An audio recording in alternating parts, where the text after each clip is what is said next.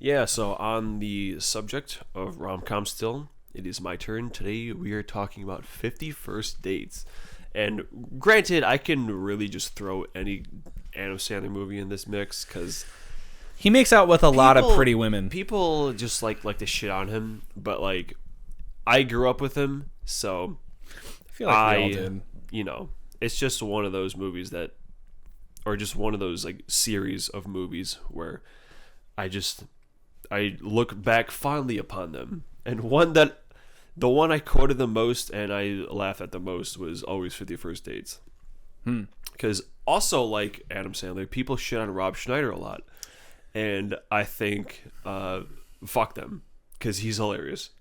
And Ula is got to be one of my favorite side characters ever. It's pretty good. Yeah, pretty damn good. But yeah, it stars Adam Sandler and Drew Barrymore. And the basic plot is, in case you don't know, that Drew Barrymore has short-term memory loss. Her only memory lasts one day. So every morning she forgets everything from the day before and does like the same thing every day, basically. Yeah. And her family has to keep pretending they also live the same life every day, basically. And Adam's like, oh, well, I want to be with you. And then she's like, but I'm not going to remember you every day. And he's like, I don't care. I love you so much that I will make you fall in love with me every day. Which is crazy because I think the whole movie takes place over the course of... That's...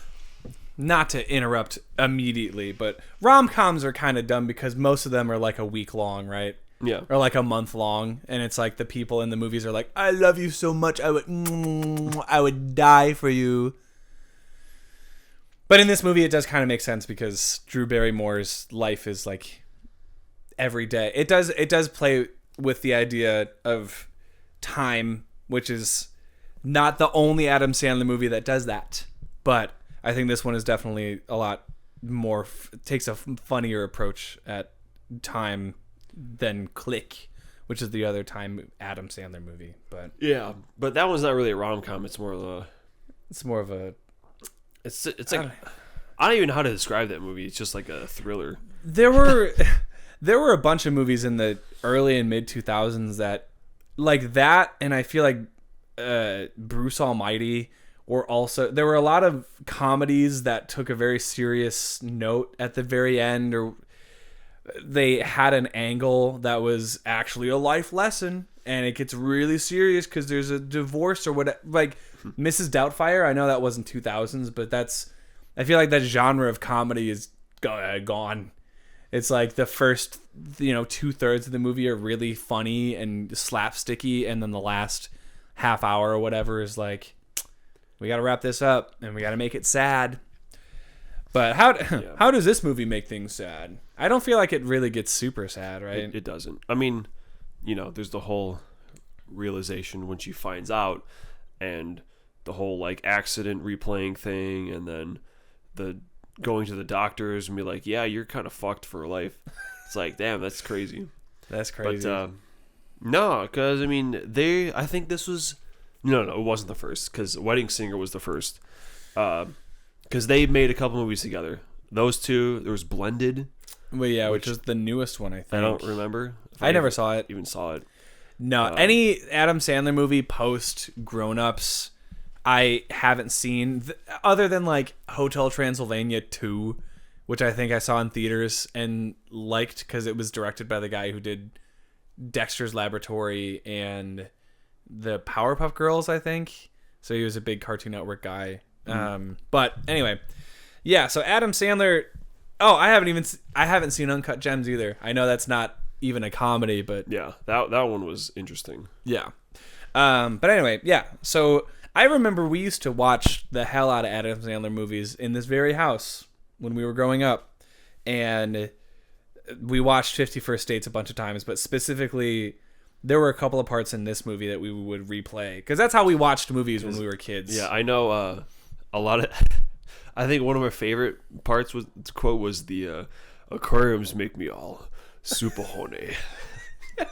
Just laugh hard. Used to say that all the time. Yeah, and we wouldn't even watch the full movies because I mean these were movies that had serious moments that weren't funny, and we thought, well, what's the point? We grew up on funnyjunk.com and Newgrounds and all of these, and YouTube, where comedy could be found in 5-minute stints. So when it came to watching movies, we were like, let's just skip to the funny parts and just watch all of those.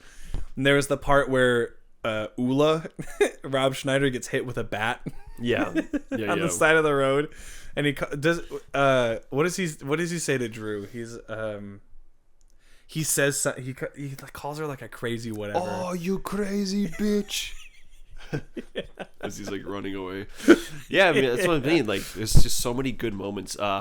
Another really good side character. This is like one old dude that hangs out in the diner too. Yeah. And everything he says is gold.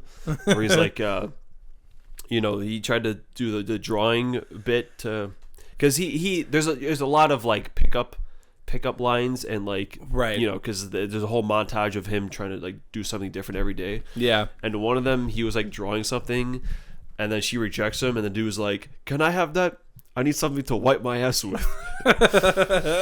And just like this, just one character, just like everything. He only has a couple lines, but they're all amazing. Like Creed from The Office. Yeah, basically. Then of course there's Dog, which just learned today that it's the Samwise from Lord of the Rings. I never even fucking knew it was him, because he's actually like ripped in this movie, and like every other movie I've seen him in, like Stranger Things, like he's like fatter. Yeah. He's even in Click. He's in Click? Yeah, he was the other like stepdad who like comes in after him. Sure. And he doesn't look anything. He looks very different in this movie, basically. Yeah. He's great. Yeah. The dad, which I can't remember his name, but he shows up in a lot of Adam Sandler movies because he always has like the rotating cast. Yeah, they have I think, what do they call it? A think tank of people, like actors and comedians and writers. It's just like with Judd Apatow and Forgetting Sarah Marshall. There's certain groups of comedy writers and actors that just work with each other, and I mean that's how it is I have to imagine that's how it is in the industry. You just get connected with certain people that are reliable. Yeah. And you just start. But speaking of similarities with my favorite rom-com movie, they both take place in Hawaii. Oh yeah. There's a I think that's where it ends. I think that's where the similarities end. But they're both rom-coms, and they both feature generally like not traditionally attractive guys getting to make out with very traditionally attractive women. That seems to be a trend in comedies. It's just like mid dudes getting to make out with like Mila Kunis or like Drew Barrymore. It's like, how did Adam Sandler, how did he do that when everything he says is so like, hey buddy, how's it going? It's just very monotone. Anyway, but yeah, we love Adam Sandler in this house. He's great. He raised us in a lot of ways, mostly just watching him on TV and on SNL and in the movies. So yeah. And what else?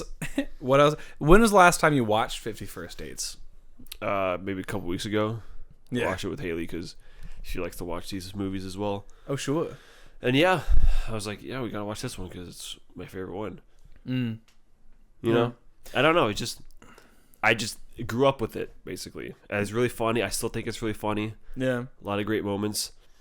And I buy their chemistry because they're very good. That's why I made like 3 movies together at least. Yeah, and yeah. That's 50 First Dates. And I have to clarify, because if you're just listening to this, I realized it's not 51 like 51st dates. It's 50 first dates, like you're going on a first date 50 times. Just for the folks out there who maybe don't know how to read. The whole movie is not about one specific date that happens to be the 51st one. It's just an hour and a half long date. Yeah, I'm sorry. I didn't mean to assume that you guys were dumb.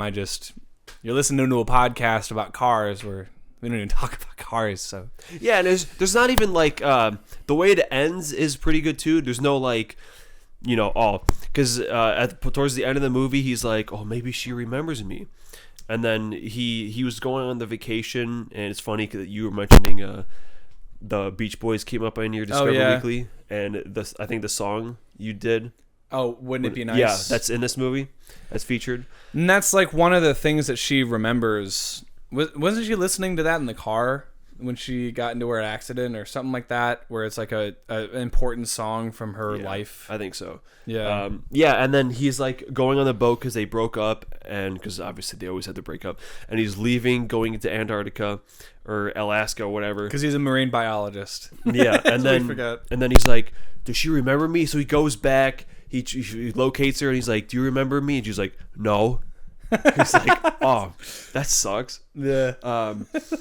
And then the doctor's like, yeah, you're not going to get your memory back. And because I feel like a lot of movies would be like, oh, she magically is fine now. Yeah. But no, it ends with them like fast forward like a year later or like 2 years later, and they're on the boat, and she watches like the same VHS of like, hey, we're married, by the way. You have a kid. Yeah. Yeah, that's what's going on. Yeah. And then, it's just like, it's a very good ending. I like it. Yeah, and it's also, I don't know if this was ever part of the thought process when they were making this back in 2005, 2006, 2004, 3, I don't know, 2, 1, who knows? But it is nice to have an ending that does support the idea that there are people in the world that do, deal with very real short-term memory loss. And I'm sure when they went to in the movie, they go to this facility where there are a bunch of patients that also deal with some form of memory loss to some degree. And it's just nice to have an ending that supports the idea that, yeah, folks that have, these sort of issues, they also live normal lives, and like there's nothing to feel bad about, and like they're happy and blah blah blah, and so it's nice to get to see that. And it's nice to see that it doesn't magically fix her memory loss, and it doesn't, because that's not how it happens in real life. That's not how it works. It's just something you live with. So good on you, Adam Sandler and Drew Barrymore, for putting out a very cute rom-com movie that David really likes, and is very wholesome and cute, and also features Sean Astin in a mesh top where you can see his nipples like half the time. Yeah. Good on you, man.